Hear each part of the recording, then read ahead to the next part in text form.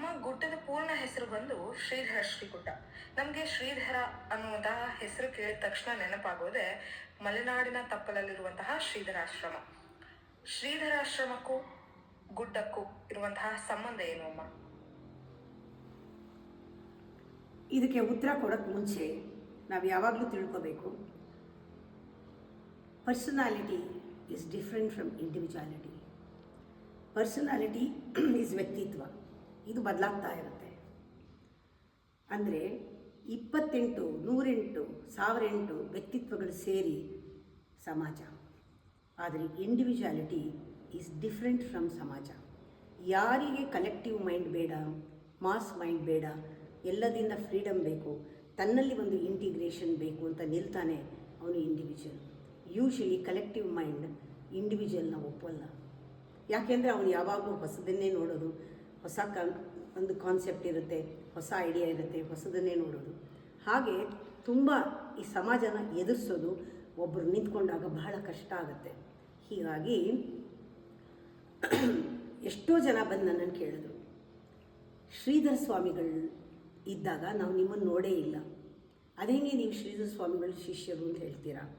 ಅವ್ರ ಹೆಸರಿನಲ್ಲಿ ಗುಡ್ಡ ಮಾಡ್ಕೊಂಡು ನೀವು ಹಣ ಮಾಡ್ಕೊಳ್ತಾ ಇದ್ದೀರಾ ಅಂತ. ಯೂಶಲಿ ಸಮಾಜದ ಮನಸ್ಸು, ಸಮಾಜದ ಕಾನ್ಸೆಪ್ಟ್, ಸಮಾಜ ನೋಡೋ ಕಣ್ಣು, ಸಮಾಜದ ಒಪಿನಿಯನ್ನು ಹೀಗೆ ಇರೋಕ್ಕೆ ಸಾಧ್ಯ, ಇಷ್ಟೇ ಕಾಣೋದು. ಆದರೆ ಶ್ರೀಧರ ಸ್ವಾಮಿಗಳು ನನ್ನ ಮಾನಸ ಗುರುಗಳು. ನಾನು ಹಿಂದೆ ಒಂದು ರೀಲ್ನಲ್ಲಿ ಹೇಳಿದ್ದೀನಿ. ಏನು ಹೇಳಿದ್ದೀನಿ ಅಂದರೆ, ನಾನು ಯಾವಾಗ ಚಿಕ್ಕಮಗಳೂರಿಗೆ ಹೋಗಿದ್ದಾಗ ನನಗೆ ಒಂದು ಮೆಡಿಟೇಷನ್ನಲ್ಲಿ ಒಂದು ಧ್ವನಿ, ಆ ಧ್ವನಿ ಕೇಳಿದಾಗ ನನಗೊಂದು ಯಂತ್ರ ದರ್ಶನ. ಇದಾದಾಗ ಫೋಟೋ ನೋಡ್ತೀನಿ, ಅವ್ರ ಮನೆಯಲ್ಲಿ ಶ್ರೀಧರ ಸ್ವಾಮಿಗಳ ಫೋಟೋ ಇದೆ. ಆವಾಗ ನಾನು ಡಿಸೈಡ್ ಮಾಡಿಕೊಂಡೆ, ಇವರೇ ಮಾನಸ ಗುರು ಅಂತ. ಅವ್ರನ್ನ ನಾನು ನೋಡಿಲ್ಲ, ಆದರೆ ತುಂಬ ಜನ ಪ್ರಶ್ನೆ ಕೇಳಿದಾಗ ನಾನು ಇದೇ ಉತ್ತರ ಕೊಟ್ಟೆ. ಮಾನಸ ಗುರು ಶ್ರೀಧರ ಸ್ವಾಮಿಗಳ ಆಶ್ರಮಕ್ಕೂ ನಮಗೂ ಏನೂ ಸಂಬಂಧ ಇಲ್ಲ, ಆದರೆ ನನಗೂ ಶ್ರೀಧರ ಸ್ವಾಮಿಗಳಿಗೂ ಸಂಬಂಧ ಇದೆ. ಅವರು ಇಲ್ಲೇ ಇದ್ದಾರೆ, ಇಲ್ಲೇ ಯಾವಾಗಲೂ ಇರ್ತಾರೆ, ಇಲ್ಲಿ ನನ್ನೊಳಗಿದ್ದಾರೆ. ಅವ್ರು ಏನು ಹೇಳ್ತಾರೆ ಅದನ್ನೇ ನಾನು ಕೇಳೋದು, ಅವ್ರ ಧ್ವನಿನೇ ನನಗೆ ಕೇಳಿಸೋದು, ಅವ್ರಿಗೆ ಕೊಟ್ಟಿರೋ ಇನ್ಸಿಯೇಷನ್ನೇ ನಾನು ತೊಗೊಂಡಿರೋದು, ಅವ್ರ ಹೆಸರಿನಲ್ಲೇ ಎಲ್ಲ ನಡಿಬೇಕು ಅಂತ. ಆದ್ದರಿಂದ ಈ ಗುಡ್ಡಕ್ಕೆ ಶ್ರೀಧರ. ನನ್ನ ಪಾಲಿಗೆ ಯಾರು ಸ್ವಾನಂದಾಮೃತ ತೃಪ್ತಿಯಲ್ಲಿ ಇರ್ತಾರೋ, ಪ್ರಹರ್ಷದಲ್ಲಿರ್ತಾರೋ, ಅನ್ಬೌಂಡೆಡ್ ಆನಂದದಲ್ಲಿರ್ತಾರೋ, ಈ ನಿಧಿಯನ್ನು ಯಾರು ಇಟ್ಕೊಂಡಿದ್ದಾರೋ, ಯಾರು ಧರಿಸಿದಾರೋ ಅವರು ಶ್ರೀಧರ ನನ್ನ ಪಾಲಿಗೆ. ನನ್ನ ಗುರು ಯಾವಾಗಲೂ ಆನಂದಮಯವಾಗಿ, ಸಂತೋಷವಾಗಿ, ಸುಖವಾಗಿ ಇದ್ದು ಎಲ್ಲವನ್ನು ನಡೆಸ್ಕೊಡುವಂಥ ಗುರು. ಅದರಿಂದ ಶ್ರೀಧರ. ಇಲ್ಲಿ ಶ್ರೀಚಕ್ರ ಪೂಜೆ ಆಗೋದ್ರಿಂದ, ಗುಡ್ಡನ ಶ್ರೀಚಕ್ರೋತ್ಪಾದಿಯಲ್ಲಿ ನಾವು ನೋಡೋದ್ರಿಂದ ಶ್ರೀಧರ, ಶ್ರೀಗುಡ್ಡ. ಶ್ರೀಗುಡ್ಡ ಅಂದರೆ ಶ್ರೀಚಕ್ರವೇ ಗುಡ್ಡ ಆಗಿರೋದು ಅಂತ. ಈ ಕಾನ್ಸೆಪ್ಟಲ್ಲಿ ಶ್ರೀಧರ ಶ್ರೀಗುಡ್ಡ ಅಂತ ಕರೆದಿದ್ದು. ಆದರೆ ಶ್ರೀಧರ ಸ್ವಾಮಿಗಳು ನನ್ನ ಗುರು, ನನ್ನ ಮಾನಸ ಗುರು. ನನಗೆ ಎಷ್ಟೊಂದು ಗುರುಗಳಿದ್ದಾರೆ, ನಾನು ಬೇಕಾದಷ್ಟು ಜನನ ಗುರು ಅಂತ ಕರಿತೀನಿ. ಅವರವರು ಆಯಾ ಟೈಮ್ನಲ್ಲಿ ಗುರುಗಳಾಗಿದ್ದಾರೆ.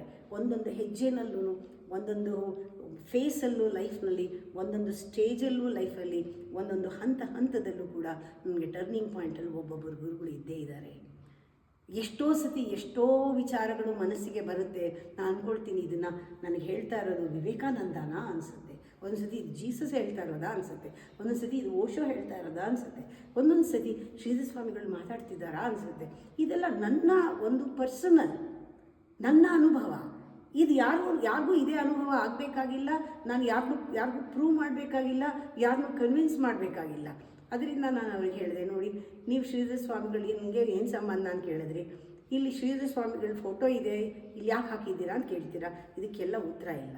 ಇಲ್ಲಿ ಶ್ರೀಧರ ಸ್ವಾಮಿಗಳು ಇದ್ದಾರೆ, ನಿಮಗೆ ಗೊತ್ತಾ ಅಂತ ಕೇಳಿದೆ. ಯಾವ ಶ್ರೀಧರ ಸ್ವಾಮಿಗಳು ಅಂತ ಕೇಳಿದ್ರು. ನೀವು ಯಾರು ಹೇಳ್ತಿದ್ರೋ ಅವರೇ ಇಲ್ಲಿದ್ದಾರೆ ಅಂತ. ನನ್ನ ಪಾಲಿಗೆ ಇದ್ದಾರೆ, ನಿಮ್ಗೆ ಅನುಭವಕ್ಕೆ ಬಂದಿಲ್ಲದೆ ಇದ್ದರೆ ನಾನೇನೂ ಮಾಡೋಕ್ಕಾಗಲ್ಲ. ಅವರು ಪ್ರತಿ ಮಣ್ಣಿನ ಕಣದಲ್ಲೂ ಇದ್ದಾರೆ. ಈ ಗುರು ಶಕ್ತಿ ಅನ್ನೋದು ಸಾಮಾನ್ಯವಾಗಿ ಒಂದು ಪರ್ಸನ್ದಲ್ಲ, ಅದು ವ್ಯಕ್ತಿದಲ್ವೇ ಅಲ್ಲ, ಅದು ಗುರು ಪರಂಪರೆನೇ ಇದೆ ಅಂತ ಹೇಳ್ತೀನಿ ನಾನು.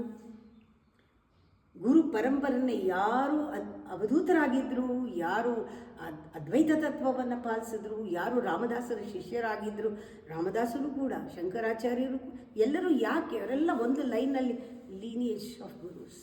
ಎಲ್ಲರೂ ಕೂಡ ಅಹಂ ಬ್ರಹ್ಮಾಸ್ಮಿ ತತ್ವದಲ್ಲಿದ್ದವರು. ಈ ತತ್ವ ನಿಜವಾಗ್ಲೂ ನನಗೆ ಒಂಥರ ದೀಕ್ಷೆ ಒಳಗಿಂದ ಆಗಿದೆ. ನನಗೆ ಯಾರೂ ಹೊರಗಡೆಯಿಂದ ಕೊಟ್ಟಿಲ್ಲ ದೀಕ್ಷೆ. ಎಲ್ಲ ಗುರುಗಳು ನನ್ನಲ್ಲಿ ಒಳಗಿದ್ದಾರೆ. ಒಂದು ಸತಿ ಕೂತ್ಕೊಂಡು ಹಿಂಗಂದರೆ ನನ್ನ ಮೂಲಕ ಮಾತಾಡ್ತಾರೆ, ನನಗೇನು ಬೇಕೋ ಹೇಳ್ತಾರೆ, ನನಗೆ ಯಾವತ್ತೂ ರಿವೀಲ್ ಮಾಡ್ತಾರೆ ಈ ಸೀಕ್ರೆಟ್ಸ್ ಎಲ್ಲನೂ. ಇದು ನಂದು. ಈ ಜ್ಞಾನ ಎಲ್ಲಿಂದನೂ ಹೊರಗಡೆಯಿಂದ ಯಾರೂ ಪಡ್ಕೊಂಡಿಲ್ಲ. ಇದು ನನಗೆ ಅನಿಸುತ್ತೆ, ಇದು ನಂದು ಅಂದ ತಕ್ಷಣ ಅದನ್ನು ಅಲ್ಲಿಗೆ ಬಿಡ್ತೀನಿ ನಾನು. Every moment the knowledge comes to me. ಯಾವ ಟೈಮ್ನಲ್ಲಿ ಏನು ನೀಡಿದೆಯೋ ಆ ಟೈಮ್ನಲ್ಲಿ ನನಗೆ ಗೋಚರವಾಗುತ್ತೆ. ಆಮೇಲೆ ಅದನ್ನು ಅಲ್ಲಿಗೆ ಮುಗಿದೋಯ್ತು. ಆ ಥರ ಜ್ಞಾನ ಅದು ಕೊನೆಯೇ ಇಲ್ಲ. ಅದು ಬೆಳೀತಾ ಬೆಳೀತಾ ಬೆಳೀತಾ ಬೆಳೀತಾ ಆಳಕ್ಕೆ ಹೋಗ್ತಾ ಹೋಗ್ತಾ ಹೋಗ್ತಾ ಹೋಗ್ತಾ ನನ್ನನ್ನು ಮೇಲೆ ಕರ್ಕೊಂಡು ಹೋಗ್ತಾ ಹೋಗ್ತಾ ಹೋಗ್ತಾ ಇರುತ್ತದು. ಇದು ಪ್ರಾರಂಭ ಆಗೋದು ಗೊತ್ತಾಗಲ್ಲ, ಇದು ಮುಗಿಯವೂ ಇಲ್ಲ, ಪ್ರಾರಂಭವೂ ಇಲ್ಲ. ಅಂಥ ಒಂದು ಜೀವನದ ಒಂದು ಪ್ರಾಸೆಸ್, ಇದು ಒಂದು ಪ್ರಕ್ರಿಯೆ ನಡೀತಾ ಇದೆ, ಜೀವನದ ಪ್ರಕ್ರಿಯೆ. ಅದರಲ್ಲಿ ನಾನು ಇದ್ದೀನಿ. I am enjoying the travel, I am enjoying the journey, I am enjoying the process, I am enjoying every moment of my life. ಅಷ್ಟೇ.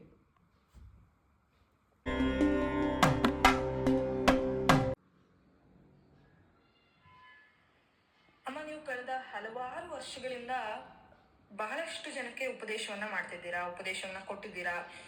ಅದರಲ್ಲಿ ಎಷ್ಟು ಜನ ನೀವು ಹೇಳಿಕೊಟ್ಟಂತಹ ಮಾರ್ಗದಲ್ಲಿ ನಡೀತಿದ್ದಾರೆ, ನೀವು ಹೇಳಿಕೊಟ್ಟಂತಹ ಆಯಾಮದಲ್ಲಿ ಯೋಚನೆಯನ್ನ ಮಾಡ್ತಿದ್ದಾರೆ.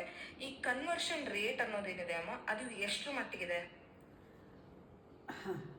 ಇದು ಲೆಕ್ಕಾಚಾರಕ್ಕೆ ಬರಲ್ಲ.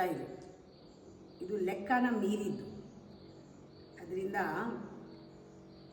ಯಾರಿಗೆ ಜ್ಞಾನೋದಯ ಆಗಿದೆ ಅಂತ ನಾವು ಹೇಳೋಕ್ಕಾಗಲ್ಲ.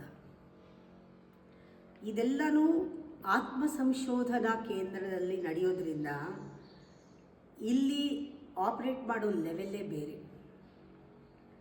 ಅವರವ್ರಿಗೆ ಗೊತ್ತಾಗಬೇಕಿದು. ಆತ್ಮ ಸಂಶೋಧನೆ ಅಂದರೆ ಏನು? ಇವ್ರಿಗೆ ಜ್ಞಾನೋದಯ ಆಗಿಲ್ಲ, ಜ್ಞಾನೋದಯ ಆಗಿದೆ ಅಂತ ಯಾರೂ ಸರ್ಟಿಫಿಕೇಟ್ ಕೊಡೋಕ್ಕಾಗಲ್ಲ. ಇದು ಒಂದೇ ಥರ ಸ್ಟಿಲ್ಲಾಗಿ ಜ್ಞಾನೋದಯ ಆದಮೇಲೆ ಇದೇ ಥರನೇ ಬುದ್ಧನ ಥರ ಕೂತಿರಲ್ಲ, ವೇರಿ ಆಗ್ತಾ ಇರುತ್ತೆ ಅದು. ಅಂದರೆ ಎಷ್ಟೆಷ್ಟು ಅವರ ಗುಣಮಟ್ಟ, ಅಂದರೆ ಪ್ರತಿಯೊಂದು ಮನುಷ್ಯನಲ್ಲೂ ಕೂಡ ಪ್ರಾಣಿನೂ ಇದ್ದಾನೆ, ಪ್ರಾಣಿನೂ ಇದೆ, ಮನುಷ್ಯರ ಗುಣನೂ ಇದೆ, ರಾಕ್ಷಸ ಗುಣನೂ ಇದೆ, ದೈವಿಕ ಗುಣನೂ ಇದೆ. ಅಂದರೆ ಈ ಸಾಧನೆ ಮಾಡ್ತಾ ಇರುವಾಗ, ಅನುಷ್ಠಾನ ಮಾಡುವಾಗ ನಮ್ಮ ಗುಣ ಬದಲಾವಣೆ ಆಗ್ತಾ ಇರುತ್ತೆ. ಕನ್ವರ್ಷನ್ ರೇಟ್ ಅಂದರೆ ಆ ಥರ ತೊಗೊಳ್ಳೋದಲ್ಲ. ಕನ್ವರ್ಷನ್ನು ಒಳಗಡೆ ಆಗೋದು, ಹೊರಗಡೆಯಿಂದ ಗೊತ್ತಾಗೋದೇ ಇಲ್ಲ. ಹೊರಗಡೆಯಿಂದ ನೋಡಿ ನಾವು ಜಡ್ಜ್ ಮಾಡೋಕ್ಕೂ ಆಗಲ್ಲ. ಅದು ಅವರವ್ರಿಗೆ ಗೊತ್ತಾಗಬೇಕು. ನನ್ನಲ್ಲಿ ಎಷ್ಟು ಪರ್ಸೆಂಟೇಜು ನನ್ನಲ್ಲಿ ಪ್ರಾಣಿತ್ವ ಪಶುತ್ವ ನೀಗಿದೆ, ನಾನು ಎಷ್ಟು ಗೆದ್ದಿದ್ದೀನಿ, ಪ್ರಾಣಿತ್ವ ಪಶುತ್ವವನ್ನು ಗೆದ್ದಿದ್ದೀನಿ, ನನ್ನಲ್ಲಿ ಎಷ್ಟು ಸತ್ವ ಪೂರ್ಣವಾಗಿ ಜೀವನ ಮಾಡ್ತಾಯಿದ್ದೀನಿ, ಎಷ್ಟು ಪ್ಯೂರ್ ಆಗ್ತಾಯಿದ್ದೀನಿ, ಮೈಂಡ್ ಎಷ್ಟು ಪ್ಯೂರ್ ಆಗ್ತಾ ಇದೆ. ಈ ಗುಣ ಬದಲಾವಣೆ ನಮ್ಮಲ್ಲಿ ಯಾವಾಗ ನಾವು ಸತ್ವಗುಣವನ್ನು ಪ್ರಧಾನವಾಗಿ ಇಟ್ಕೊಂಡು ನಾವು ಧ್ಯಾನ ಪ್ರಾಣಾಯಾಮ ಇದೆಲ್ಲ ಮಾಡ್ತಾ ನಮ್ಮ ಗುಣವನ್ನು ಬದಲಾಯಿಸ್ತೀವಿ. ಈ ಟ್ರಾನ್ಸ್ಫಾರ್ಮೇಷನ್ ರಿಯಲೈಸೇಷನ್ನಲ್ಲಿ ಆಗೋದು ನಮ್ಮಲ್ಲಿ ಹೊರಗಡೆ ನಾವು ಎಕ್ಸ್ಪ್ರೆಸ್ ಮಾಡುವಾಗ ಅದು ಅದ್ರ ಮೇಲೆ ಡಿಪೆಂಡ್ ಆಗುತ್ತೆ. ಅದರಿಂದ ಹೇಳೋಕ್ಕಾಗೋದಿಲ್ಲ. ಒಂದು ಸತಿ ಹೀಗಿದ್ದೋದು, ಒಂದು ಸತಿ ಹಾಗಾಗ್ಬೋದು, ವ್ಯತ್ಯಾಸ ಆಗ್ತಾ ಇರುತ್ತೆ. ಅದಕ್ಕೆ ಎಲ್ಲರಿಗೂ ಆಗಿದೆ, ಎಲ್ಲರಿಗೂ ಇಷ್ಟು ಈ ರೇಟಲ್ಲಾಗಿದೆ ಅಂತ ಯಾವುದೂ ನಿಖರವಾಗಿ ಹೇಳೋಕ್ಕಾಗಲ್ಲ. ಆದರೆ ಅವರಲ್ಲೇ ಗೊತ್ತಾಗುತ್ತೆ. ಅವರೇ ಹೇಳ್ತಾರೆ, ಇದೇ ಸಮಸ್ಯೆಗಳು ಮುಂಚೆ ಬಂದಿದ್ದಿದ್ರೆ ನಾವು ಯಾವ ರೀತಿ ಫೇಸ್ ಮಾಡ್ತಾಯಿದ್ವಿ, ನಾವು ಇದನ್ನು ತೊಗೊಂಡಿಲ್ಲದೆ ಇದ್ದರೆ, ಈ ಕೋರ್ಸ್ನ ತೊಗೊಂಡಿಲ್ಲದೆ ಇದ್ದರೆ, ಈ ರೀತಿ ಸಾಧನೆಗಳನ್ನು ಮಾಡದೇ ಇದ್ದರೆ ಎಷ್ಟು ಮಾಯೆಗೆ ಸಿಕ್ಕಾಕೊಂಡು ನಾವೆಷ್ಟು ಕಾಯಿಲೆ ಅನುಭವಿಸಿ ಒದ್ದಾಡ್ತಾ ಇದ್ವಿ. ನಮಗಿವಾಗ ವ್ಯತ್ಯಾಸ ಗೊತ್ತಾಗಿದೆ ಅಂತ ಪ್ರತಿಯೊಬ್ಬರು ಕೂಡ ಆ ವ್ಯತ್ಯಾಸನ ಹೇಳ್ತಾರೆ. ಆ ವ್ಯತ್ಯಾಸ ಎಷ್ಟು ಪರ್ಸೆಂಟೇಜ್ ಆಗಿದೆ, ಆ ವ್ಯತ್ಯಾಸದಲ್ಲಿ ಅವರು ಪರಿಪೂರ್ಣರಾಗಿದ್ದಾರಾ ಇಲ್ವಾ, ಪರಿಪೂರ್ಣರು ಯಾರೂ ಆಗೋಕ್ಕೆ ಸಾಧ್ಯ ಇಲ್ಲ. ಅದು ಆಗ್ತಾ ಹೋಗೋದು. ಯಾವಾಗ ಪರಿಪೂರ್ಣವಾಗುತ್ತೆ ಅದು ಗೊತ್ತಿಲ್ಲ. ಅದರಿಂದ ಇದನ್ನೇನು ಹೇಳೋಕ್ಕಾಗಲ್ಲ. ಬಟ್ ವ್ಯತ್ಯಾಸ ಅಂತೂ ಆಗುತ್ತೆ, ಬದಲಾವಣೆ ಅಂತೂ ಖಂಡಿತ ಆಗುತ್ತೆ. ಬದಲಾವಣೆ ಆಗಿಲ್ಲ ಅಂತಲಾದರೂ ಗೊತ್ತಾಗುತ್ತೆ. ಕೋಪ ಬರದೇ ಇದ್ರೂ, ಕೋಪ ಬರಲ್ಲ ಅಂತಲ್ಲ, ಕೋಪ ಬಂದರೂ ನಂಗೆ ಕೋಪ ಬರ್ತಾ ಇದೆ ಅಂತ ಗೊತ್ತಾಗುತ್ತೆ. ಇದರಲ್ಲಿ 3 ಥರ ಇದೆ. ಒಂದು ಮಾಡಿದ ಮೇಲೆ ಗೊತ್ತಾಗೋದು, ಒಂದು ಮಾಡ್ತಾ ಇರುವಾಗಲೇ ಗೊತ್ತಾಗೋದು, ಒಂದು ಮಾಡೋಕ್ಕೆ ಮುಂಚೆ ಗೊತ್ತಾಗೋದು. ಫಸ್ಟ್ ಕ್ಯಾಟಗರಿನಲ್ಲಿ ಮಾಡಿದ ಮೇಲೆ ಗೊತ್ತಾಗುತ್ತೆ, ಅದು ಮುಂಚೆ ಅದು ಗೊತ್ತಾಗ್ತಾ ಇರಲಿಲ್ಲ, ಮಾಡಿದ ತಪ್ಪನ್ನೇ ಮಾಡೋರು. ಇವಾಗ ಮಾಡಿದ ಮೇಲೆ ಗೊತ್ತಾಗುತ್ತೆ, ಆದರೂ ತಪ್ಪುಗಳು ರಿಪೀಟ್ ಆಗ್ಬೋದು. ಕೆಲವು ಸತಿ ಮಾಡೋವಾಗಲೇ ಗೊತ್ತಾಗಿ ನಿಲ್ಲಿಸಿರೋದು ಉಂಟು. ಕೆಲವು ಸತಿ ಮಾಡೋಕ್ಕೆ ಮುಂಚೆ ನನ್ನ ಧ್ವನಿ ಕೇಳಿಸುತ್ತೆ ಅಂತಾರೆ. ಅಮ್ಮ ನಿಮ್ಮ ಧ್ವನಿ ಕೇಳಿಸ್ತು, ಒಳಗಡೆಯಿಂದ ನೀವು ನಮ್ಗೆ ಎಚ್ಚರಿಕೆ ಕೊಟ್ರಿ ಅಂತ. ಹಾಗೆ ಇವತ್ತು ಅಮ್ಮ ಅಂತಾರೆ, ನಾಳೆ ಕೃಷ್ಣ ಅಂತಾರೆ, ನಾಳೆ ನನ್ನ ಧ್ವನಿನೇ ನನಗೆ ಕೇಳಿಸ್ತಾ ಇದೆ ಅಂತಾರೆ. ಈ ಧ್ವನಿನಲ್ಲೂ ಕೂಡ ಪರ್ಸೆಪ್ಷನ್, ಅವ್ರೇನು ಅನ್ಕೋತಾರೋ ಅದು. ಒಟ್ಟಲ್ಲಿ ಒಳಗಡೆ ಸಾಕ್ಷಿ ಎಲ್ರಿಗೂ ಇದೆ, ಒಳಗಡೆ ಸಾಕ್ಷಿ ಎಲ್ಲರಲ್ಲೂ ಮಾತಾಡ್ತಿದೆ, ಎಲ್ಲರಿಗೂ ಕೂಡ ಒಳಗಡೆಯಿಂದ ಗೈಡೆನ್ಸ್ ಇದೆ. ಒಳಗಡೆ ಗೈಡ್ಲೈನ್ಸು ಕೊಡೋದೇ ಅಂತರ್ಯಾಮಿ ಶಕ್ತಿ. ಪ್ರತಿಯೊಬ್ಬರಲ್ಲೂ ಕಾನ್ಷಿಯಸ್ನೆಸ್ ಇಲ್ವಾ? ಪ್ರತಿಯೊಬ್ಬರಲ್ಲೂ ಕೂಡ ಆ ಕಾನ್ಷಿಯಸ್ ಅದಕ್ಕೆ ತಕ್ಕಂಗೆ ನಡ್ಕೊಳ್ಬೇಕು ಅನ್ನೋದಿಲ್ವಾ? ಅದು ಇದೆ. ಅದು ಜಾಗೃತಿ ಆಗ್ತಾ ಆಗ್ತಾ ನಮಗೆ ಎಚ್ಚರ ಆಗ್ತಾ ಹೋಗುತ್ತೆ. ಇದೊಂಥರ ಎಚ್ಚರದಲ್ಲಾಗೋ ಎಚ್ಚರ ಅಷ್ಟೆ.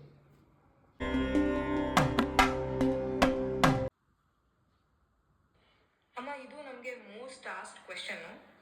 ಶ್ರೀಧರ ಶ್ರೀ ಗುಡ್ಡ ಅನ್ನೋದು ಒಂದು ಆಶ್ರಮನ, ದೇವಸ್ಥಾನನ, ಸಂಸ್ಥೆನ ಅಥವಾ ಒಂದು ಮನೇನ ಅಂತ, ಇದ್ರ ಬಗ್ಗೆ ನೀವೇನು ಹೇಳ್ತೀರಾ? ಇದು ಎಲ್ಲ ಆ್ಯಂಗಲ್ನಲ್ಲೂ ನೋಡಿದ್ರೆ ಎಲ್ಲ ಹೌದು. ಇಲ್ಲಿ ಕೆಲವರು ಬರ್ತಾರೆ, ಸೀದಾ ಅಮ್ಮನ ನೋಡೋಕ್ಕೆ ಬರ್ತಾರೆ. ಅವರಲ್ಲಿ ಗುರುಭಕ್ತಿ, ಶ್ರದ್ಧೆ, ಆ ಒಂದು ಧ್ಯಾನ, ಸಾಧನೆ ಇದೆಲ್ಲ ಮನಸ್ಸಲ್ಲಿ ಇಟ್ಕೊಂಡು ಬರ್ತಾರೆ. ಗುರುವಿನ ಜೊತೆ ಇರ್ತಾರೆ, ಡಿಸ್ಕಸ್ ಮಾಡ್ತಾರೆ, ಅನುಭವಗಳನ್ನ ಹಂಚ್ಕೋತಾರೆ, ಸೇವೆ ಮಾಡ್ತಾರೆ, ದೇವಸ್ಥಾನ ತೊಳಿತಾರೆ, ಟಾಯ್ಲೆಟಿಂದ ಹಿಡಿದು ಎಲ್ಲ ಕ್ಲೀನ್ ಮಾಡ್ತಾರೆ, ಎಲ್ಲ ಏನೇನು ಬೇಕೋ ಅವಶ್ಯಕತೆಗಳನ್ನು ಪೂರೈಸ್ತಾರೆ, ಗಿಡಕ್ಕೆ ನೀರು ಹಾಕ್ತಾರೆ, ಕಸ ಬಳಿತಾರೆ. ಆಶ್ರಮ ಗುರು ನೋಡಕ್ಕೆ ಬಂದಾಗ ಕೆಲವರು ಈ ಕಡೆ ಬರೋದೇ ಇಲ್ಲ. ಅಮ್ಮ ಇದ್ದರೂ ಇಲ್ಲದೇ ಇದ್ದರೂ ಅವ್ರಿಗೇನೂ ಬೇಕಿಲ್ಲ. ಸುಮ್ಮನೆ ಬಾಗಿಲು ತೆಗ್ದಿರುತ್ತೆ, ದೇವಸ್ಥಾನ ಅಂತ ಬೋರ್ಡ್ ಇರುತ್ತೆ, ಸೀದಾ ಬರ್ತಾರೆ, ಗಂಟೆ ಹೊಡಿತಾರೆ, ಹುಂಡಿಗೆ ಕಾಸು ಹಾಕ್ತಾರೆ ಅಥವಾ ಆರತಿ ತಟ್ಟೆಗೆ ಒಂಚೂರು ದುಡ್ಡು ಹಾಕ್ತಾರೆ, ಸ್ವಲ್ಪ ಹೊತ್ತು ಕೂತ್ಕೋತಾರೆ, ಕಿವಿ ಹಿಡ್ಕೋತಾರೆ, ಹಿಂಗೆ ಅಂತಾರೆ, ಸೂಕ್ತಾರೆ, ತಲೆನ ಗೋಡೆಗೆ ಚೆಚ್ತಾರೆ, ಹೋಗ್ತಾ ಇರ್ತಾರೆ. ಹಬ್ಬಕ್ಕೆ ಮಾತ್ರ ಬರ್ತಾರೆ, ಹಣ್ಣು ಗಾಯ ಮಾಡಿಸ್ಕೊಂಡು ಹೋಗ್ತಾರೆ. ದೇವಸ್ಥಾನನೂ ಹೌದು. ಕೆಲವರು ಇದು ಸಂಸ್ಥೆ ಅಂದ್ಕೊಂಡು ಬರ್ತಾರೆ. ಇಲ್ಲಿ ಏನೇನು ನಡೀತಾ ಇದೆ, ಬ್ಲಡ್ ಡೊನೇಷನ್ ಕ್ಯಾಂಪ್ ಮಾಡಿದ್ದೀರಾ, ಅದು ಮಾಡಿದ್ದೀರಾ, ಇದು ಮಾಡಿದ್ದೀರಾ, NGOನ ಏನು ಮಾಡ್ತೀರಾ, ಈ ಆರ್ಗನೈಸೇಷನಲ್ಲಿ ಯಾರ್ಯಾರು ಟ್ರಸ್ಟಿ, ಯಾರ್ಯಾರು ಮೆಂಬರು, ಈ ಥರ ಆಸಕ್ತಿ.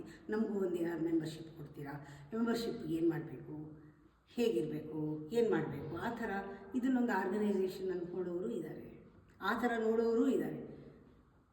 ಏನು ಮಾಡ್ತಾ ಇದೆ ಆರ್ಗನೈಸೇಷನ್ನು, ಈ ಟ್ರಸ್ಟು, ಈ ಥರ ನೋಡೋರು ಇದ್ದಾರೆ. ಒಂದೊಂದು ಸತಿ ನಾನು ಹೇಳ್ತಿರ್ತೀವಿ, ಗಂಡಸರಾಗಲಿ ಹೆಂಗಸರಾಗಲಿ, ಚಿಕ್ಕವರಾಗಲಿ ದೊಡ್ಡವರಾಗಲಿ, 80 ವರ್ಷದವರಾಗಲಿ 8 ವರ್ಷದಾಗಲಿ ಎಲ್ಲರಿಗೂ, ಗಂಡಸರಿಗೂ ಸೇರಿ ಇದು ತವ್ರ ಮನೆ ಅಂತ ಹೇಳ್ತೀವಿ. ಯಾಕೆಂದರೆ ಇದು ಅಮ್ಮನ ಮನೆ. ನೀವು ತವ್ರ ಮನೆಗೆ ಹೇಗೆ ಫ್ರೀಯಾಗಿ ಹೋಗ್ತಿರೋ, ಅದಕ್ಕೇನು ಹೇಳಬೇಕಾಗಿಲ್ಲ, ಕೇಳಬೇಕಾಗಿಲ್ಲ, ಅಮ್ಮ ಅಂದ್ಕೊಂಡು ಹೋಗ್ತಿರೋ, ಆ ಥರ ಎಲ್ಲರೂ ಬರ್ತಾರೆ. ಇದೊಂದು ಮನೆ, ಗುಡ್ಡದ ಮನೆ ಇದು, ಪ್ರಪಂಚಕ್ಕೆ ಮನೆ ಇದು, ಪ್ರಪಂಚಕ್ಕೆ ಇದು ಮನೆ ಅಂದ್ಕೊಂಡು ಎಷ್ಟೋ ಜನ ಫಾರಿನರ್ಸ್ ಅಮ್ಮ ಅಂದ್ಕೊಂಡು ಬರ್ತಾರೆ. ಅಂಥವ್ರಿಗೆ ಮನೆ ಯಾವ ಥರ ನಾವು ನೋಡ್ತೀವಿ ಅದು ಆ ದೃಷ್ಟಿನಲ್ಲಿ ಅದು ಕಾಣಿಸುತ್ತೆ. ಹೇಗೆ ದೇವರು ನಾವು ಯಾವ ನಾನಾ ರೂಪ ಇದೆ, ನಾವು ನೋಡಿದ್ದಲ್ಲಿ ಅವ್ನು ಕಾಣಿಸ್ತಾನೆ ಅಂತ ಹೇಳಲ್ವ?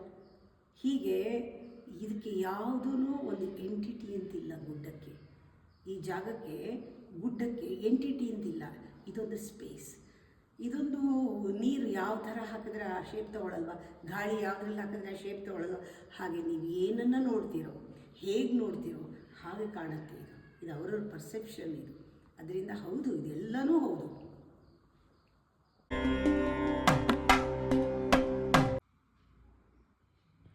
ಅಮ್ಮ, ಈ ಲ್ಯಾಂಡ್ ಲಿಟಿಗೇಷನ್ ಬಗ್ಗೆ ನಾವು ಕೆಲವಾರು ವಿಷಯಗಳನ್ನ ಕೇಳ್ತಾ ಇದ್ದೀವಿ.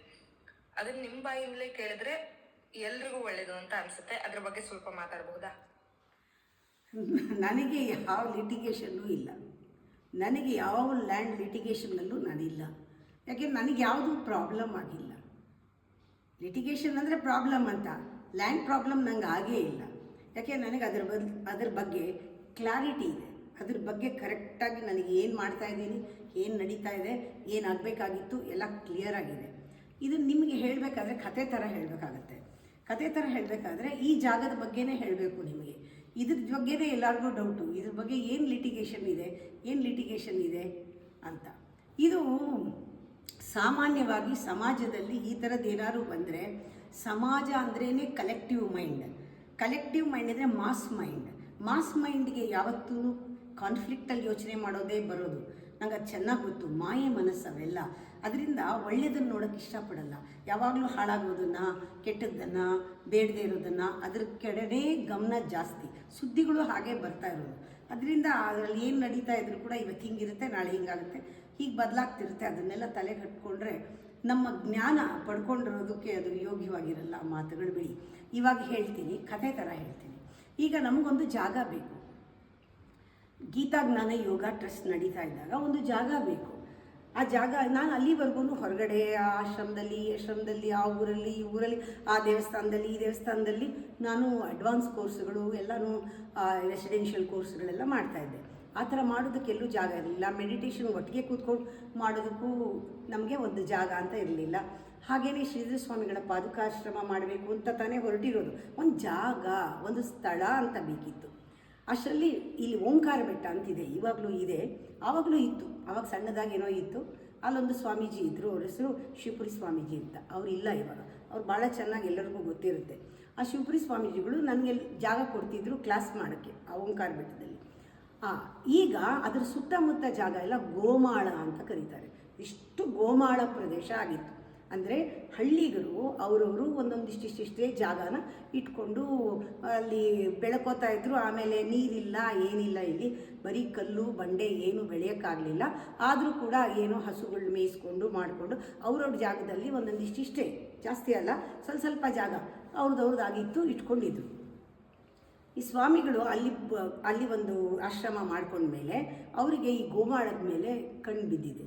ಅಂದರೆ ಈ ಜಾಗ ಆ ಜನಗಳನ್ನೆಲ್ಲ ಸೇರಿಸ್ಕೊಂಡು, ನಿಮ್ಮ ಜಾಗ ನಮಗೆ ಕೊಟ್ಬಿಡಿ, ನಿಮಗೆ ದುಡ್ಡು ಬೇಕು ತಾನೆ, ಮಾರಿಬಿಡಿ, ನನಗೆ ಈ ಜಾಗ ನಿಮಗೆ ಕೊಡ್ತೀನಿ ಅಂತ ಅವ್ರ ಪೇಪರ್ಸ್ ಎಲ್ಲ ಕಲೆಕ್ಟ್ ಮಾಡಿಕೊಂಡು ಅವ್ರಿಗೇನು ಬೇಕು 10,000 ಆ ಕಾಲದಲ್ಲಿ, 25 ವರ್ಷದ ಕೆಳಗೆ 30 ವರ್ಷದ ಕೆಳಗೆ 10,000 15,000 ಅವ್ರು ಕೇಳಿದ್ರೆ ಒಂದು 20,000ನೇ ಕೊಟ್ಟು ಎಲ್ಲನೂ ಅವ್ರು ಕೊಂಡ್ಕೊಂಡ್ಬಿಟ್ಟಿದ್ರು. ಇನ್ನು ಸ್ವಲ್ಪ ಅದೇ ಥರ ಲ್ಯಾಂಡ್ಗಳಿತ್ತು. ಆಗ ನನಗೆ ಹೇಳಿದರು ಅವರು, ಈ ಥರ ಕೆಲವರು ಗೋಮಾಳ ಜಾಗ ಇದೆ, ಅದನ್ನು ಮಾರ್ತಾರೆ, ನೀವು ತೊಗೊಳ್ಳಿ, ನಿಮಗೆ ಹೇಗೂ ಜಾಗ ಬೇಕು ಅಂತಿದ್ದೀರಲ್ಲ, ನಾನು ಕೊಡಿಸ್ತೀನಿ. ಇದು ಎಲ್ಲರೂ ಸೇರಿ ಒಂದು 4-5 ಜನ, ಒಂದು 10 ಜನ ಹಾಕಿದ್ರೆ ಒಂದೊಂದು ಅರ್ಧ ಎಕರೆ ಬರ್ಬೋದು. ನೀವೆಲ್ಲ ತೊಗೊಳ್ಬೋದು. 10 ಜನನ ಕರಿತೀನಿ, ನಾವು ಒಬ್ಬೊಬ್ರು ತೊಗೊಳ್ಬೋದು ಅಂತ. ಅದು ಚೀಪಾಗಿ 50,000 ಆ ಕಾಲದಲ್ಲಿ 50,000 ಕೊಟ್ಟರೆ ನಮಗೆ 100/100 ಒಂದು 10 ಜನದ್ದು ಜಾಗ ಸಿಗುತ್ತೆ ಅಂತ ಅಂದರು. ಇದು ಈ ಥರ ಹೇಳಿದಾಗ ಯಾವುದೇ ಮನುಷ್ಯನೇ ಆದರೂ ನನ್ನಲ್ಲಿ ಇಂಟೆನ್ಷನ್ ಏನಿತ್ತು, ನನ್ನಲ್ಲಿ ಹೌದು ಈ ಥರ ನನಗೆ ಜಾಗ ಸಿಕ್ಕರೆ ನಾನೊಂದು ಆಶ್ರಮ ಮಾಡ್ಬೋದು, ಅಥವಾ ಒಂದು ದೇವಸ್ಥಾನ ಕಟ್ಬೋದು, ಎಲ್ಲರೂ ಕೂತ್ಕೊಂಡು ಧ್ಯಾನ ಮಾಡ್ಬೋದು. ಇಷ್ಟು ಬಿಟ್ಟರೆ ತಲೆಯಲ್ಲಿ ಬೇರೆ ಜಾಗನೇ ಇರಲಿಲ್ಲ, ತಲೆಯಲ್ಲಿ ಇಷ್ಟೇ ಇದ್ದಿದ್ದು. ಆಗ ನನ್ನ ಜೊತೆಗೆ ದುಡ್ಡು ಬೇಕಲ್ಲ, ಒಂದು 50 ಇರ್ಬೋದು, 50,000 ಇರ್ಬೋದು, 1,00,000 ಇರ್ಬೋದು, ಹಣ ಬೇಕಲ್ಲ. ಒಬ್ಬರೇ ತೊಗೊಂಡ್ಬಿಟ್ರಾಗಲ್ಲ, ಎಲ್ಲರೂ ತೊಗೋಬೇಕು, ಅಷ್ಟೊಂದು ಜನ ಇದ್ದಾರೆ ಅವರು. ಹೀಗಾಗಿ ನನ್ನ ಬಾಯಿಂದ ಏನು ಬಂತು, ನೀವೆಲ್ಲರೂ ಇಲ್ಲಿ ಎಲ್ಲರೂ ಸೇರಿ ತೊಗೊಂಡ್ರೆ ಒಂದು ದೊಡ್ಡ ಜಾಗ ಆಗುತ್ತೆ. ಚೈತನ್ಯ ಕುಟುಂಬ, ಚೈತನ್ಯ ವನ, ಚೈತನ್ಯ ನಗರ ಅಂತಲೇ ಒಂದು ಮಾಡಿಬಿಡ್ಬೋದು. ಇಲ್ಲಿ ನಾವೆಲ್ಲರೂ ಕೂಡ ಇಲ್ಲಿ ಸಣ್ಣ ಕುಟೀರಗಳನ್ನ ಕಟ್ಟಿ ಇಲ್ಲಿ ಎಲ್ಲ ಬಂದವ್ರನ್ನೆಲ್ಲ ಇಲ್ಲಿ ನಾವು ಎಂಟರ್ಟೈನ್ ಮಾಡ್ಬೋದು. ಆರ್ಟು, ಸೈನ್ಸು ಎಲ್ಲ. ನನಗೆ ಇವಾಗ ಅದನ್ನು ಜ್ಞಾಪಿಸ್ಕೊಂಡ್ರೆ ಖುಷಿ ಆಗುತ್ತೆ. ಅಲ್ಲಿ ಬೆಟ್ಟದ ಮೇಲೆ ನಿಂತ್ಕೊಂಡು ಈ ಜಾಗ ಯಾವ ರೀತಿ ಆಗಬೇಕು ಅಂತ ನಾನು ಕಲ್ಪಿಸ್ಕೊಂಡಿದ್ದು. ಇಲ್ಲೆಲ್ಲ ಕುಟೀರಗಳಾಗೋದು, ಇಲ್ಲೆಲ್ಲ ಮಂತ್ರ ನಡೀತಾ ಇರೋದು, ಇಲ್ಲಿ ಸಂಸ್ಕೃತ ಪಾಠಶಾಲೆ ಆಗೋದು, ಎಲ್ಲ ಕನಸುಗಳು, ಎಲ್ಲ all big dreams, big ambition. ಆ ಥರ ನಾನು ಅಲ್ಲಿ ನಿಂತ್ಕೊಂಡು ಮಾತಾಡಿದ್ದು. ಇವತ್ತು ವಿಡಿಯೋ ಮಾಡಿದ್ದಾರೆ ಆ ಸ್ವಾಮೀಜಿ. ನಾನು ಅಲ್ಲಿ ನಿಂತ್ಕೊಂಡಾಗ ನನ್ನ ಕನಸು ಈ ಥರ ಇದೆ ಸ್ವಾಮೀಜಿ ಅಂತ ಹೇಳಿದ್ದು ಕೂಡ ನನಗೆ ಇವತ್ತೂ ನೆನ್ನೆ ಹೇಳ್ದಂಗಿದೆ. ಆ ಥರ ಮನಸ್ಸಲ್ಲಿತ್ತು ಜಾಗ ತೊಗೋಬೇಕು ಅಂತ. ಎಲ್ಲರೂ ಆಯಿತು 50,000 ಅಷ್ಟೇನಾ, ನಮಗೆ 100 ಒಂದು 1 ಎಕರೆ ಜಮೀನು ಸಿಗುತ್ತೆ ಅಂದರೆ ಯಾರಿಗೆ ಬಿಡಲ್ಲ. ಎಲ್ಲರಿಗೂ ಇಷ್ಟ ಬಂತು, ಎಲ್ಲರೂ ತೊಗೊಂಡ್ರು. ಆದರೆ ಇಂಟೆನ್ಷನ್ ಅವ್ರದ್ದು ನಂದು ಇಂಟೆನ್ಷನ್ ಆಗಿರಲಿಲ್ಲ. ಅವ್ರ ಇಂಟೆನ್ಷನ್ನು ನಾವು ಹಣ ಕೊಡೋದಕ್ಕೆ ನಮಗೆ ಜಾಸ್ತಿ ಜಾಗ ಸಿಗ್ತಿದೆ, ಯಾವತ್ತಾದರೂ ಮಾರ್ಕೋಬಹುದು ಅನ್ನೋದು ವ್ಯಾಪಾರ ಮನೋಧರ್ಮನೇ ಇತ್ತು. ಆದರೆ ನನಗೆ ಗೊತ್ತಿಲ್ಲ ಅದು. ಆದರೆ ಸ್ವಲ್ಪ ಜಾಗ ನಾವು ಹಣ ಎಲ್ಲರೂ ಕೊಟ್ಟಾಗ ಸ್ವಲ್ಪ ಹಣದಲ್ಲಿ ಈ ಜಾಗನ ನಾವು ಹಣ ಕೊಟ್ಟು ಕೊಂಡ್ಕೊಂಡ್ವಿ. 5 ಎಕರೆ ಜಾಗ ಇವಾಗ ಇರೋದು ಕೊಂಡ್ಕೊಂಡಿರೋ ಜಾಗ, ಒಬ್ಬರ ಹತ್ರ ನಾವು ಕೊಂಡ್ಕೊಂಡಿರೋ ಜಾಗ ಇದು. ಇದು ಮಿಕ್ಕಿದ್ದೆಲ್ಲ ಸುತ್ತಮುತ್ತ ಸರ್ವೆ ನಂಬರ್ 69 ಎಲ್ಲನೂ ಕೂಡ ಎಲ್ಲರೂ ಹಳ್ಳಿನವರು ಬಂದು 10 ಜನ ಸಿಗ್ನೇಚರ್ ಮಾಡಿ ಪೇಪರ್ ರೆಡಿ ಮಾಡಿ ಹೋಗಿ ರಿಜಿಸ್ಟರ್ ಆಯಿತು ಎಲ್ಲರ ಹೆಸರಿನಲ್ಲೂ. ಇನ್ನೇನೆಲ್ಲ ಆಗಿಬಿಡಬೇಕು, ಕನಸೆಲ್ಲ ನನಸಾಗ್ಬಿಡುತ್ತೆ. ಆ ಟೈಮ್ನಲ್ಲಿ ಒಂದು ಗೌರ್ಮೆಂಟಿಂದ ಲೆಟರ್ ಬಂತು. ಏನು ಬಂತು? ಈ ಗೋಮಾಳ ಪ್ರದೇಶ ಸರ್ವೆ ನಂಬರ್ 69 ಗೌರ್ಮೆಂಟ್ಗೆ ಸೇರಿದ್ದು, ಇದು ಯಾರಿಗೂ ಸಿಗವಲ್ಲ, ಇದನ್ನು ಯಾರಾದರೂ ತೊಗೊಂಡಿದ್ರೆ ಇಲ್ಲೇನಾದ್ರು ಕಟ್ಟಿದರೆ ಡಿಮಾಲಿಷ್ ಮಾಡ್ತೀವಿ ಅಂತಾರೆ. ಅವಾಗ ಏನು ಮಾಡಬೇಕು? ನಾನು ಭಾರತ ದೇಶದ ಪ್ರಜೆ, ನಾನು ಬೆಂಗಳೂರಿನಲ್ಲಿ ಇಲ್ಲೇ ಹುಟ್ಟಿರೋ ಬೆಂಗಳೂರು ನಿವಾಸಿನಿ. ಇಷ್ಟಾದರೂ ಕೂಡ ಗೌರ್ಮೆಂಟ್ ನಂದು, ನಾನು ಅದರ ಭಾಗ. ಗೌರ್ಮೆಂಟ್ ಲ್ಯಾಂಡ್ನ ನಾವು ಹಾಗೆಲ್ಲ ತೊಗೊಂಡ್ಬಿಡೋಕ್ಕಾಗತ್ತಾ? ನಾನು ಎಲ್ಲರನ್ನೂ ಕರೆದ್ಬಿಟ್ಟು ಹೇಳಿದೆ, ಮೋಸ ಹೋಗಿದ್ದೀವಿ ಸ್ವಾಮೀಜಿ, ನಮಗೆ ಮಾರಿರೋದು ಮೋಸ ಆಗಿದೆ, ನಮ್ಮದೆಲ್ಲ 50,000 ಹೋಗಿರ್ಬೋದು. ನಾನು ತೊಗೊಂಡಿದ್ದೆ, ಅವರು ತೊಗೊಂಡಿದ್ರು. ಆದರೆ ಕೆಲವರು ಗ್ರೀಡಿ ಪೀಪಲ್ ಇರ್ತಾರಲ್ಲ, ಅವರು ಒಂದು ತೊಗೊಂಡು ಸುಮ್ಮನೆ ಇರಲಿಲ್ಲ, 10 5 ತೊಗೊಂಡಿದ್ರು. ಅವರಿಗೆಲ್ಲ ಜಾಸ್ತಿನೇ ದುಡ್ಡು ಹೋಗಿದೆ. ಅವರೆಲ್ಲರೂ ಸೇರಿಕೊಂಡ್ರು. ನಾನು ಹೇಳಿದೆ, ನಾನು ಇದಕ್ಕೆ ಬರೋದಿಲ್ಲ, ಇದು ಗೌರ್ಮೆಂಟ್ ಲ್ಯಾಂಡ್ ಅಂದರೆ ಅದು ಎನ್ಕ್ರೋಚ್ ಮಾಡೋದು ತಪ್ಪು. ನಾವೇನು ಕಟ್ಟಿದ್ರು ನಾಳೆ ಒಡೆದಾಕ್ತಾರೆ, ಅವ್ರದ್ದು ಅಧಿಕಾರ. ಅದರಿಂದ ಬಿಡಿ ಅದನ್ನು, ಆಸೆನಾ. ನಮ್ಮ ಆಸೆ ಇರೋದು ಒಂದು ಸ್ವಲ್ಪ ಜಾಗ ಹೇಗಿದ್ರು ಕೊಂಡ್ಕೊಂಡಿದ್ದೀವಿ. ನಾವೇನಾದರೂ ನಿಜವಾಗ್ಲೂ ಬೇಕಾದರೆ ಗೌರ್ಮೆಂಟಿಂದ ಲೀಸ್ ಕೇಳೋಣ, ನಾಳೆ ಸಿಗುತ್ತೆ. ನಮ್ಮ ಕೆಲಸ ಒಳ್ಳೆ ಕೆಲಸ ಮಾಡ್ತಿದ್ದೀವಿ, ನಮಗೇನು ಮನೆ ಇಲ್ವಾ? ಇವೆಲ್ಲ ಸಾವುಕಾರರು, ನಿಮ್ಮ ಮನೆಯೆಲ್ಲ ನಾನು ನೋಡಿಲ್ವಾ? ಇಂತಿಂಥ ದೊಡ್ಡ ದೊಡ್ಡ ಬಂಗ್ಲೆ ಎಲ್ಲ ಇದೆ ನಿಮಗೆ, ಈ ಜಾಗದ ಮೇಲೆ ಯಾತೆ ಕಣ್ಣು? ಗೌರ್ಮೆಂಟ್ ಆದರೆ ಬಿಟ್ಬಿಡೋಣ, ನಾಳೆ ನಾವೆಲ್ಲ ಸೇರಿಕೊಂಡು ಗೌರ್ಮೆಂಟ್ಗೆ ಲೀಸ್ ಕೇಳೋಣ. ಈ ಮಾತು ನಿಜವಾಗ್ಲೂ ಅಧಿಧರ್ಮ. ನಾನು ಹೇಳಿದ್ದು ಧರ್ಮ ಅಧರ್ಮಕ್ಕೆ ಮೀರಿದ್ದು. ಯಾಕೆಂದರೆ ಹಣ ಕೊಟ್ಟಿದ್ದಾರೆ, ಅವ್ರಿಗೆ ಲ್ಯಾಂಡ್ ಕೊಡಬೇಕು, ಇದು ಧರ್ಮ. ಅವ್ರು ಮಾತಾಡಿದ್ದು, ನೀವೆಲ್ಲರ ಹತ್ರ ಇಸ್ಕೊಂಡಿದ್ದೀರ, ನಮಗೆ ಲ್ಯಾಂಡ್ ಕೊಡಿ, ಇದು ಧರ್ಮ. ಆದರೆ ನಾ ಮಾತಾಡ್ತಿರೋದು ಧರ್ಮ ಅಧರ್ಮಕ್ಕೆ ಮೀರಿದ್ದು ಅಧಿಧರ್ಮ. ಇದು ಬೇಡ ನಮಗೆ, ಇದು ನಮ್ಮದಲ್ಲ, ನಮಗೆ ಮೋಸ ಆಗಿದೆ, ಆಕ್ಸೆಪ್ಟ್ ಮಾಡೋಣ, ಇದು ಲಿಟಿಗೇಷನ್. ಆವಾಗ ನಾನೇನು ಮಾಡಿದೆ, ಒಳಗಿಂದ ನನ್ನ ಧ್ವನಿ ಬಂತು, ನೋ. No means no. ಇಲ್ಲ ಇಲ್ಲ ಹಾಗೇ ಆಗುತ್ತೆ, ನಾವು ಹೋಗ್ಬೋದು, ತಹಸೀಲ್ದಾರ್ನ ಕೇಳ್ಬೋದು, ನಾವು ಯಾರಿಂದಾರು ಬೀಳ್ತೀವಿ, ಅಂತೂ ನಾವು ಇಲ್ಲಿ ಮಾಡೇ ಮಾಡ್ತೀವಿ, ನಾವು ನಿಮ್ಮ ಮಾತು ಕೇಳಲ್ಲ. ಹೀಗಂದಾಗ ನಾವೇನು ಮಾಡೋಕ್ಕಾಗತ್ತೆ? ಆವಾಗ ಹೇಳಿದೆ ಒಂದೇ ಒಂದು, ನಾವು ಆಸ್ತಿಗೋಸ್ಕರ ತೊಗೊಂಡಿಲ್ಲ, ನಾವು ಒಳ್ಳೆ ಕೆಲಸ ಮಾಡೋಕ್ಕೆ ತೊಗೊಂಡಿದ್ದೀವಿ, ಅದಕ್ಕೆ ಇಷ್ಟೇ ಜಾಗ ಸಾಕು, ಇದರಲ್ಲೇ ತೃಪ್ತಿ ಪಟ್ಕೊಳ್ಳೋಣ. ಏನೋ ಮೋಸ ಆಯಿತು, ಯಾರ್ದೋ ಹಳ್ಳಿಗರದದು, ಅದು ಅಲ್ಲ ಅಂತ ಹೇಳ್ತಾ ಇದೆ ಗೌರ್ಮೆಂಟು, ಬಿಟ್ಬಿಡೋಣ. ಇಷ್ಟಲ್ಲ, ಎಷ್ಟು ಥರ ಸತ್ಸಂಗದಲ್ಲಿ ಎಲ್ಲ ಥರ ಉಪನಿಷತ್ತುಗಳನ್ನು ಉಪಯೋಗಿಸಿ ತಲೆ ಬುಡ ಅವ್ರನ್ನ ಮೆಚ್ಚಕ್ಕೆ ನೋಡಿದೆ. ಅವರು ವ್ಯಾಪಾರಕ್ಕಾಗಿಯೇ ಇನ್ವೆಸ್ಟ್ ಮಾಡಿದವರು, ಅಧಿಕಾರಕ್ಕಾಗಿ ಇನ್ವೆಸ್ಟ್ ಮಾಡಿದವರು, ಏನೋ ಒಂದು ಅಮ್ಮನ ಮಾತು ಮೇಲೆ ತೊಗೊಂಡು ಆಮೇಲೆ ಅಮ್ಮನ ನಂಬದೇ ಇರೋರು. ಏನು ಮಾಡೋಕ್ಕಾಗತ್ತೆ? ನಾವೇನೂ ಮಾಡೋಕ್ಕಾಗಲ್ಲ. ಅದರಲ್ಲಿ ಕೆಲವರು ಮಾತ್ರ ಪೂರ್ತಿ ಅಮ್ಮನ ನಂಬಿ ಉಳಿದವರು ಇವತ್ತು ನನ್ನ ಜೊತೆ ಇದ್ದಾರೆ. ಮಿಕ್ಕಿದವರೆಲ್ಲ ಇಲ್ಲ, ಲ್ಯಾಂಡ್ ಆಗಲಿಲ್ಲ, ನಮಗೆ ಕೊಡಲಿಲ್ಲ, ಅಮ್ಮ ಮೋಸ ಮಾಡಿದ್ರು ಅಂತ ಹೋದರು. ಇದಕ್ಕೇನೂ ಮಾಡೋಕ್ಕಾಗಲ್ಲ. ಆಮೇಲೆ ನಾನು ಹೇಳ್ದಂಗೆ ಇದಕ್ಕೆ ನಿಂತೆ ಜೀವನ ಧರ್ಮಯೋಗ ಪ್ರಾರಂಭ ಮಾಡಿದೆ. ಅರ್ಧಂಬರ್ಧ ಆಗಿತ್ತು, ಅದನ್ನು ಗುರುಗಳೆಲ್ಲ ನಡೆಸ್ಕೊಟ್ರು, ಎಲ್ಲ ದೇವಸ್ಥಾನ ಆಯಿತು. ಗೌರ್ಮೆಂಟ್ಗೆ ಲೀಸ್ಗೆ ಅಪ್ಲೈ ಮಾಡಿದ್ವಿ, ಲೀಸು ಸಿಕ್ತು. ಇವಾಗೆಲ್ಲ ಸುಮಾರು 10, 12, 15 ಎಕರೆ ಜಮೀನು ಆರಾಮಾಗಿ ನಮ್ಮದಾಗಿದೆ. ನಾಳೆ ಇಲ್ಲಿ ಸ್ಕೂಲ್ ಆಗುತ್ತೆ, ಇನ್ನೂ ಮುಂದೆ ಮುಂದುವರಿಯುತ್ತೆ. ನನ್ನ ಕನಸುಗಳೆಲ್ಲ ಎಲ್ಲ ನನಸಾಗುತ್ತೆ ಅಂತ ಗೊತ್ತು ನನಗೆ. ಯಾವತ್ತೂ ಅಷ್ಟೇ ನಾವು ಆಸೆ ಇದ್ದರೂ ಕೂಡ ಸ್ವಾರ್ಥದ ಆಸೆ ಆಗಿರಬಾರ್ದು. ನಂದು ಅಂತ, ನಂದು, ನನ್ನ ಹಣ, ನನ್ನ ಜಾಗ ಅಂತ ಬಂದಾಗ ಅದಕ್ಕೆ ನಾವು ಯೋಗ್ಯರಲ್ಲ. ಯಾವಾಗ ಎಲ್ಲರಿಗೋಸ್ಕರ ಒಳ್ಳೆಯದಾಗಲಿ, ಇದು ನನಗೆ, ಇದು ಬೇಡ, ಇದು ಪರಮಾತ್ಮ ಏನು ಕೊಟ್ಟಿದ್ದಾನೋ ಅಷ್ಟೇ ಸಾಕು, ಒಳ್ಳೆ ದಾರಿಲಿ ಹೋಗೋಣ, ಒಳ್ಳೆ ಥರ ಮಾಡೋಣ, ಹಣ ಬರುತ್ತೆ ತನ್ನಷ್ಟಕ್ಕೆ, ತಾವು ಕಟ್ಬೋದು ಅಂದಾಗ ಬೇರೆ ಥರ ಆಗೋದಕ್ಕೆ ನನಗೆ ಯಾವತ್ತೂ ಲಿಟಿಗೇಷನ್ ಅಂತ ಅನಿಸಿಲ್ಲ. ಯಾವ ಲಿಟಿಗೇಷನಲ್ಲೂ ಸಿಕ್ಕಾಕೊಳ್ಳಿಲ್ಲ. ಮಾಡ್ತಾ ಇರೋ ದಾರಿ ಕ್ಲಿಯರ್ ಆಗಿದೆ, ಹೋಗ್ತಾ ಇರೋ ದಾರಿ ಕ್ಲಿಯರ್ ಆಗಿದೆ, ನೋಡ್ತಾ ಇರೋ ದಾರಿ ಕ್ಲಿಯರ್ ಆಗಿದೆ, ಎಲ್ಲವೂ ಚೆನ್ನಾಗಾಗ್ತಿದೆ. ಆಗಲೇ 30 ವರ್ಷ ಆಗೋಯಿತು ಇದಾಗಿ.